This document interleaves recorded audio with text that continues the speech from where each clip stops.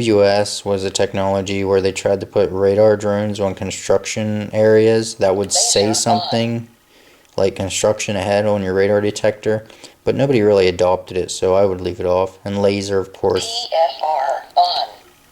Is laser guns and LiDAR. TSR is traffic sensor rejection, which in Ohio and a couple other states, there's these K-band drones as you're driving down the interstates, and they will blast you with what sounds like instant on, but it's not, and it's really quite annoying if you don't have TSR on, and pretty much unusable without it. So you might want to check your area for that, and if you don't have it, I would shut it off because it delays K-band detection. Preferences.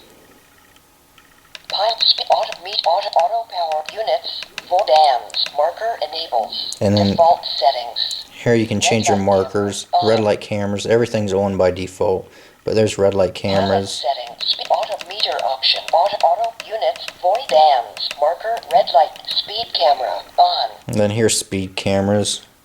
They're on by default, of course. Speed trap on. Speed traps. Other on. I'm not entirely sure what other is. I imagine it's anything other than what they listed, but nonetheless. Red light camera on. Pilot settings. And then we're scanning dot. back here to where we was. Just give you one more look at it. Completed. There's where the speaker is, actually. There's the front of it again. And it's just an RJ11 phone jack is really all it is. Not that I would go plugging in just any phone cord into this. I don't recommend that. But it's I've used it for about 3 weeks now, and it's really a good detector. I actually enjoy it quite a bit just because it's so quiet. You know, a lot of times you don't get that quiet from a radar detector, but thanks to the GPS abilities, it really does help. And I'm pretty happy about it, really. Radar detection, it varies between which radar band they're using. You know, hills, buildings, a lot of factors can play into how far it can detect. Instant on, which is quite bad generally.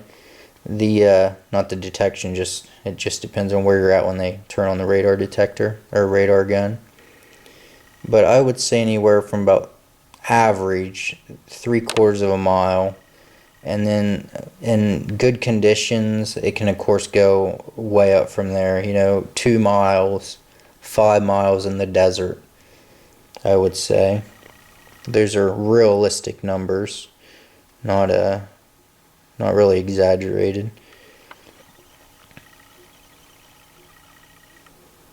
Yeah, thank you for watching this review.